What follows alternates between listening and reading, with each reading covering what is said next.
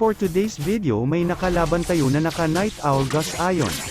Syempre tayo maka legend skin lang, syempre hindi tayo papatalo, papakitaan natin yan ng galawang Shish Official, humble lang pero pogi. At kung hindi ka pa naka-follow at naka-subscribe sa akin YouTube channel at TikTok channel, baka naman. At maraming salamat sa mga sumusuporta sa akin. Music please. Second hand project, real niggas way attack, niggas feeling stuck inside, they're running up with a quick second hand project, real niggas way attack, niggas feeling